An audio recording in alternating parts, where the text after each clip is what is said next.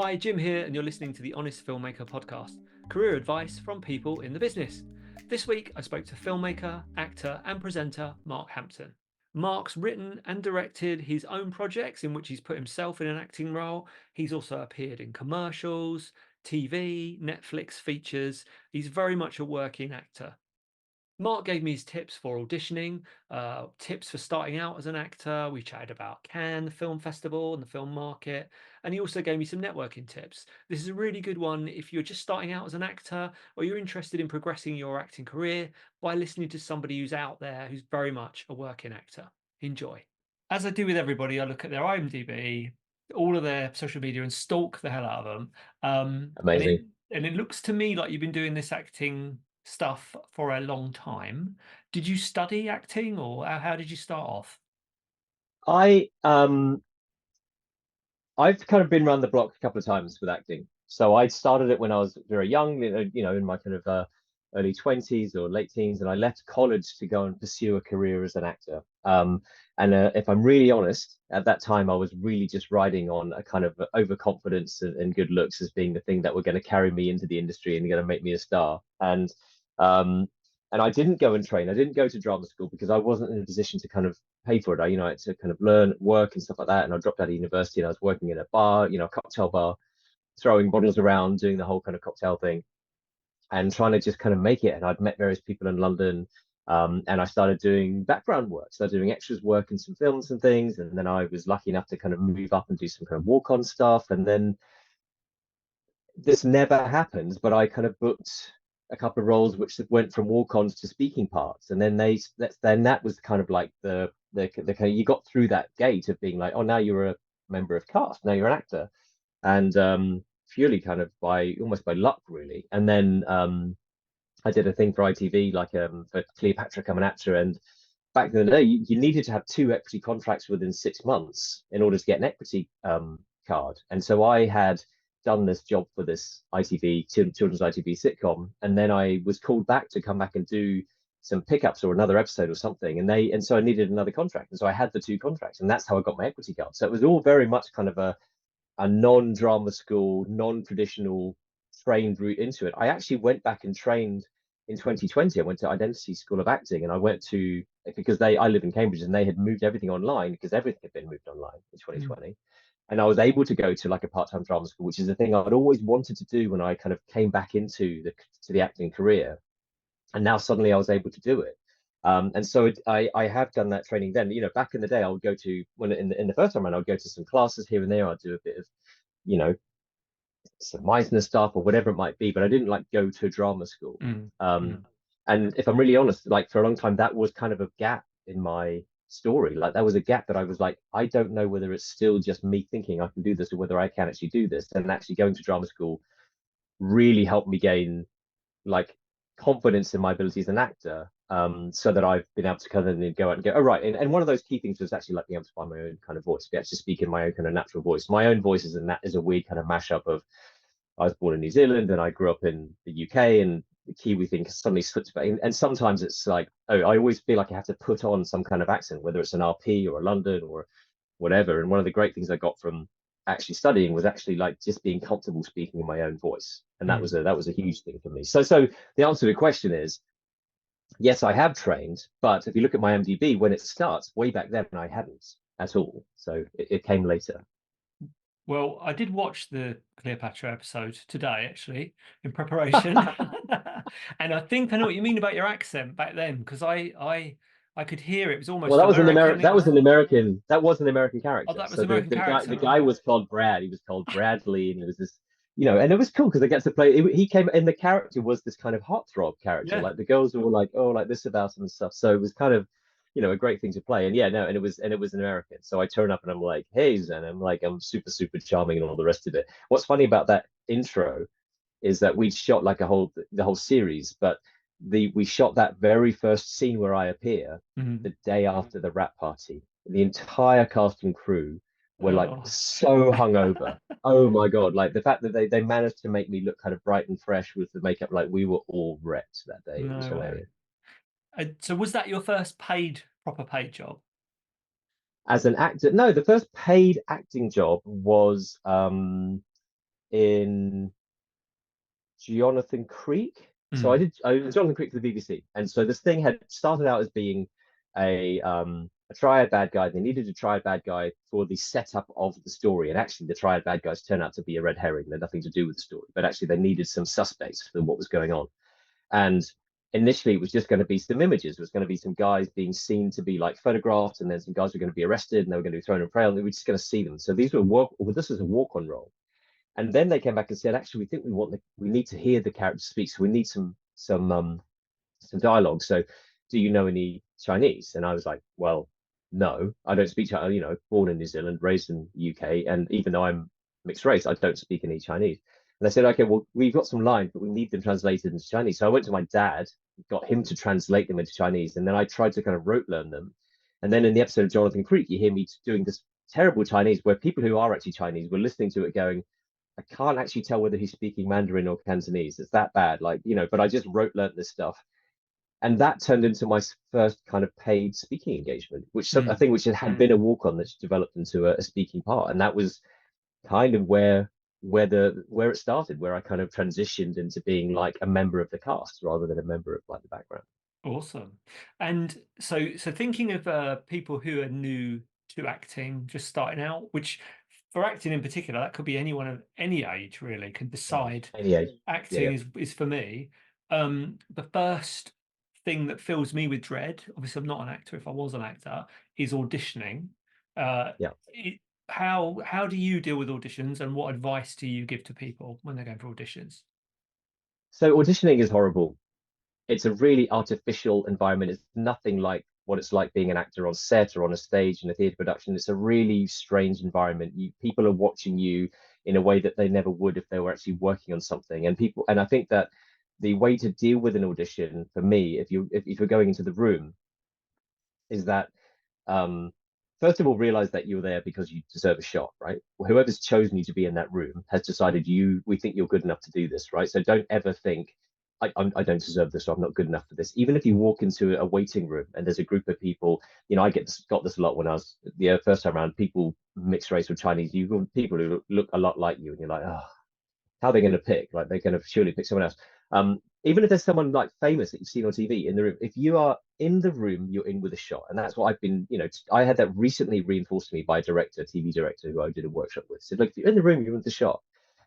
And everyone is on your side. They all want you to be great. They want you to be brilliant, right? So don't feel like, oh, this is a terrible pressure. Don't feel like, just feel like, okay, this is a great opportunity.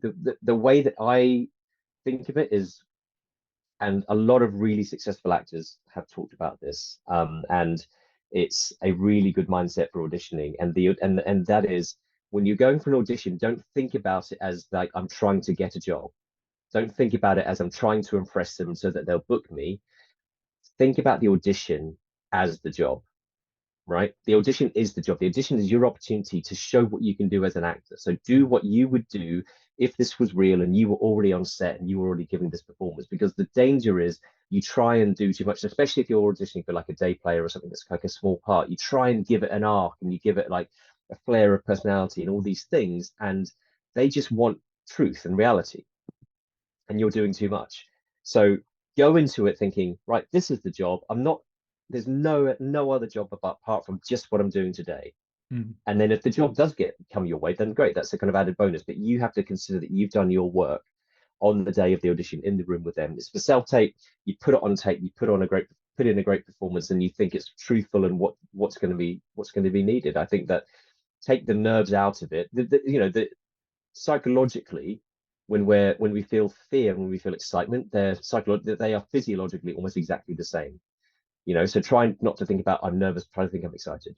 Mm. Mm. Yeah, great Excited, I'm advice. here to work, I'm here to collaborate, and go into the room with a sense of like, you know, a sense of play and a sense of fun, right? Even if you're nervous, try and be happy, try and be energetic, because when you're being auditioned, it's not just about your performance. It's can they spend 6 weeks with you on set, Yeah. right? Are you a nice person? Are you draining the energy out of the room, or do you bring energy to the room? Is that kind of thing? So you want to try and present the whole kind of package. So just be yourself, be natural, be happy, and go in there and just think of the thing that you're there to do and nothing kind of beyond it. No other agenda, no like, oh, this could break, this could be a breakout role, or this could do, forget all of that and just do the thing you're there to do.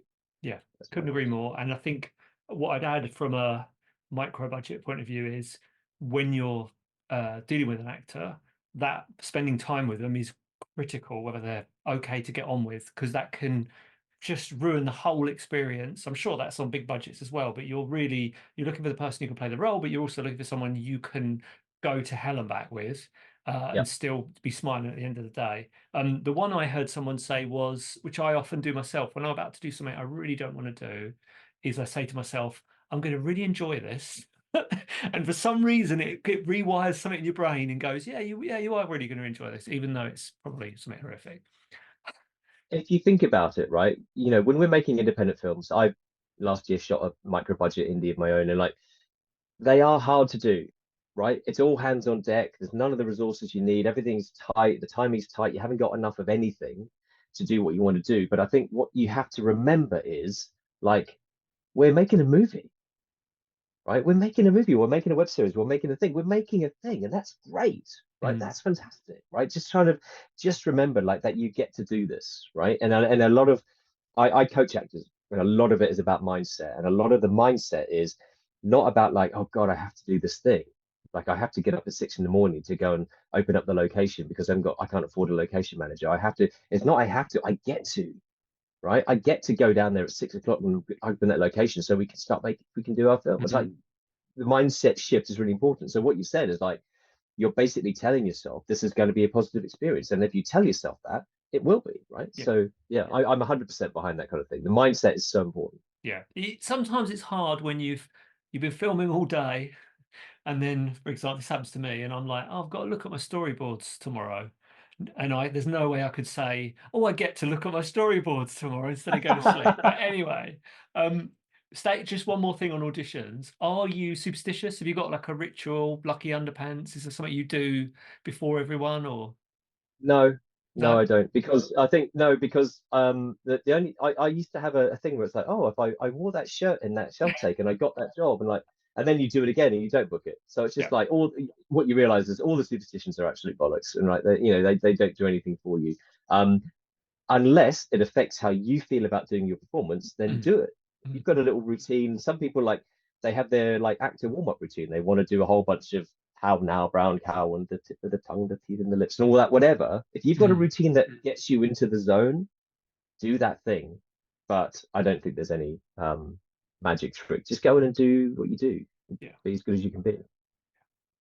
Um, so this is something that comes up a lot with actors and filmmakers is having two careers. So Yes. I'm have you still got two careers? Are you still working one job and doing the acting? And how do you balance that? I have got multiple careers. So I'm an actor, but I'm also like emerging as a filmmaker. I've always been a filmmaker. And in fact, filmmaking came first for me when I was making home movies when I was a little kid and stuff. And they actually what gave me the acting bug. So acting, filmmaking, and then I had my day job. My day job is part-time, but it's kind of most of the part-time, but it's also the thing that enables me to do everything else because it's still the thing that kind of pays all the bills. So I am very, very fortunate to have kind of engineered my way into a role where I have the flexibility that I need and I have the ability to sort of step away from things for a while and take time away to do my kind of acting work, my filmmaking work. And the balance is really good. At some point, there will come a tipping point where it's like actually, and I want this to happen. It's Mm, going to be a great problem to solve when it does happen, where you tip into like, okay, now the acting and filmmaking is taking up almost all your time and you can't manage the part-time job or mm, whatever it is, and then I will deal with that then. But I think that it's so hard, as being trying to be a filmmaker. Like I mean, I don't know any independent filmmakers who make a living out of being an independent filmmaker, mm, especially in the kind of micro indie. Everyone is doing it for the love of it and trying to get their stuff out there. And ultimately, we'd all like to be kind of paid to do a studio movie or whatever it is, or get the kind of budgets we want to make the things and hopefully make salary out of it as well. Um, but it really is just the thing you do for the love of it. I'm very, very lucky in that I have a balance whereby I'm able to, take time out of work, do my acting, do take time for projects like my feature film and shorts that I've done, and also have time for family, because that's really important as well, right? You've got to make sure that your time's right. I started working when I came back into acting. I was working full time in a job, and I had just gradually reduced the hours that I do in that job. And I've been very lucky that the place I work has been okay with that, and they're actually really supportive of the fact that I do all this stuff, and they're all always sort of championing the stuff that I do. But for me, carving out that time was actually a really important step in kind of like, it was about 5 years ago, like going, right, I'm taking a day off every 2 weeks, and that day is ring fenced for creative work. So it's going to be acting work, filmmaking, or screenwriting, whatever that might be. And now it's 2 days, it's a day every week now, and I do 4 days a week, and like I say, I've got the flexibility for that day off to be where I need it to be if I Mm. get an acting gig or whatever that I've got to go to London or whatever it is. Um, yeah, but like the psychological impact of carving out time for my creative careers was really, really big, because it was like, okay, now it's an investment. Now it's an investment that I have to make, and I have to make this thing work. Yeah, yeah. And for again, another thing that people struggle with when they start out is this whole getting an agent thing. So Yeah. you've got an agent. Did you always have an agent? Was that something you had to struggle to find the right one? How's it work? I think an agent relationship has to be one of kind of mutual trust and respect. I think that you sometimes you're better off without an agent than you are with the wrong agent as an actor. And Yeah. so, whilst yes, it's really important to have an agent, um, don't just go to anyone just because they offer to represent you, because there are still, as we've recently found out with Archie Purnell, there's a lot of people out there who are dishonest and won't be doing what are not on your side. Mm. Basically, they're there to kind of scam or whatever. But in my own experience, I when I came back into the industry, was I started looking for an agent. I decided it was time to get an agent again. I'd freed up enough time, because the problem I had was, like, even if I got booked work, I was like, well, I don't know when I can do it. And when I started to kind of free up that time to do these things, then I started looking for an agent. And then actually an agent came to me and had found me on Mandy.com and reached out to me and said, oh, would you be interested in doing it? And I had just started looking, and I was on this model of like, oh, well, I better not just take the first one. I better do a bit of searching. But actually, I kind of asked around various casting directors and stuff, and they were like, oh, yeah, we love it. It was Sean Boyle, and he runs, I Mm. think, Birdstone Talent Management. And he's not based in London, he's in Glasgow. And I was like, oh, it doesn't sound like quite the right thing. Actually, they're fantastic. Mm. They are brilliant casting directors. Love them. They get loads of really great work for all their clients, and they've been growing really enormously. But I joined them briefly, and then after about a year, I was actually approached by Identity, and I was already in their commercials division just for TV commercials, and then they sort of asked me to come and join their kind of main wing. So I actually left Sean and went and joined Identity, and that's where I'm with at the moment. So I've been very lucky. I've had agents that kind of come to me, and I know that's a really unusual Mm. place to be. Um, but I do think it's important that people make sure they have the right agent and not just an agent. Yeah. And do you think uh what sorry, with the work that you get, paid roles you get, does that all Yeah. come via the agent, or have you ever gone out and got that stuff yourself? No, I mean, it's a mix. I think that one of the things that is really important for actors is to understand that, just for example, you get an agent, that doesn't mean you stop working, right? You get an agent doesn't mean you sit back and wait for things to come in. You always have to be kind of putting yourself out there, networking, meeting people, building relationships. Like you and I, we met in Cannes in what, 2013 or something like that. We met a long, long time ago, right? 10 years ago. And it's like, you don't rely on your agent to bring you everything. Your agent also wants to see that you're proactive, that you're out there doing it, you're making things happen, and that's going to encourage them to put you more forward, to submit you for more stuff.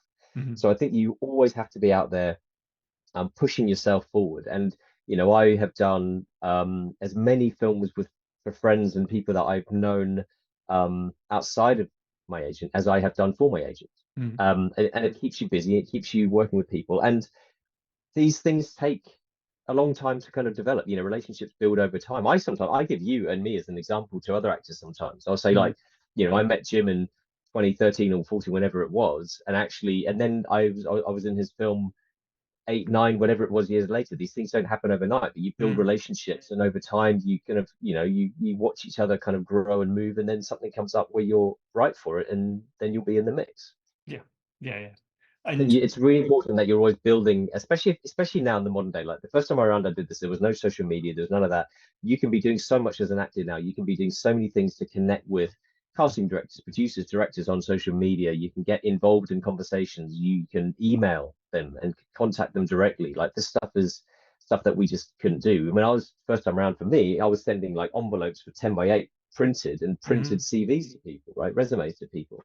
So it's the opportunity for connecting with people in the industry now is a day and night compared to what it used to be. yeah, I remember lugging VHS tapes around Cannes in a massive satchel. None of that anymore.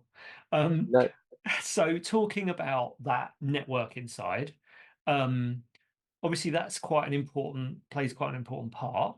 What's your yeah. advice for that? And I want to know, not just because there's an element of having confidence, smiling, blah blah.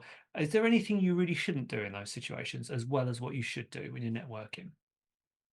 The golden rule with networking is not to go into a new relationship when you're meeting someone for the first time expecting anything, right? You won't meet somebody for the first time and have well, I'll tell you, there's a side note to this.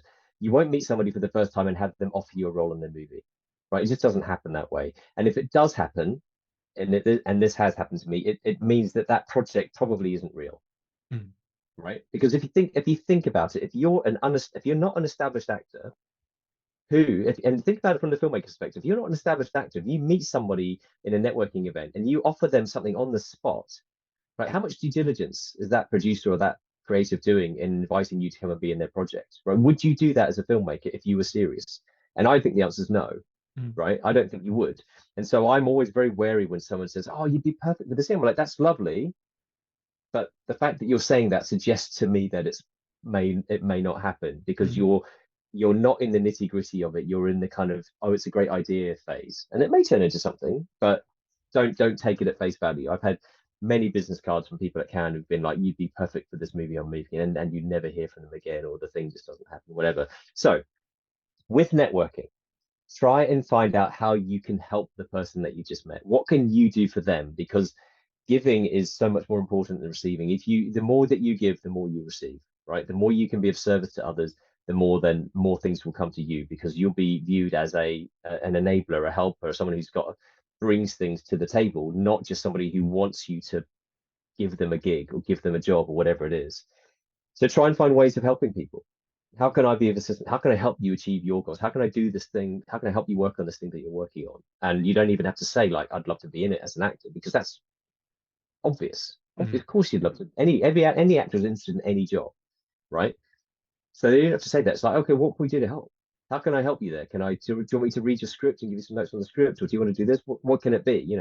Um, don't go out with like, oh hi, I'm Mark, I'm an actor. Would you put me in your movie? Just that's not how it goes. Doesn't go like that. Talking to Can, actually, I was going to ask you about Can. So obviously it's coming up in May. Yeah. You've been. Um, what is it worth going as an actor? And then did you when you first went? Oh, you had a film with you, didn't you, when you went? So you weren't going Yeah. just as an actor. So as an actor, is it worth going? Um, so I went the first time I went as an actor, and I had basically this idea for a film, called Town versus Gown, which is a boxing movie that I was kind of pitching around and trying to get people interested in. And it's always and I had a thing in the short film corner. And so I was a filmmaker and an actor, and it's really helpful to have a thing somewhere in Can. If you've got a thing in the short film corner, it just gives you that opening. Like, oh yeah, I've got a film in the short film corner. Oh, fantastic. Most people don't know what that is. Most people don't realize that you just kind of submit and they'll accept most things. But at least you've got something. I always go with some kind of film project that I'm there to kind of talk about. I am there to network as an actor. If I'm really honest, I still don't really know how Can kind of works. I kind of go around to the various events and listen to the talks and go onto the WhatsApp groups and try and get into the receptions and the parties and things. But I'm very aware that there's a whole other side of Can that I just have no visibility or access to, and that's like where people are having, the kind of Vogue parties and all the rest of that kind of cool stuff. And I'm not in there. But I think that as I've been, many, it's probably about 4 or 5 times now, something like that. You kind of you become familiar with it. You become familiar with what's worth doing, what's not worth doing. You know, it's fun to chase around all the in an international village to chase around all the receptions and get all the free drinks, but it doesn't really get you anything. But I think as long as you have got a bunch of business cards printed and you're happy to go to network and be fun and talk and just talk to anybody, then it can be really valuable. And I think that one thing for me is that when you meet people in Cannes, you're a level up when it comes to networking than if you were to go to a networking event in London, right? Anyone can take the tube to a networking event in London. People have made it to Cannes, have got the accreditation, they've put the flights, they've found the accommodation, like they are really serious about it, right? Whether they're actors, producers, writers, whatever it is, they've made the effort, and they are that level higher. And so I take people more seriously just because they're there. So Yeah. when I meet people in Cannes, I'm like, yeah, you've made it here, right? That is on its own is something. Yeah. And it's sunny usually, and it's It's kind nice. of Yeah. relaxing, and yeah, and not to mention the other side, which is getting to see some awesome movies. That's not a Yeah, bad, yeah. not a bad thing. So you say you've now started teaching. What's one of the what's like the most important thing you teach people when you Mindset, teach? mindset. Mindset.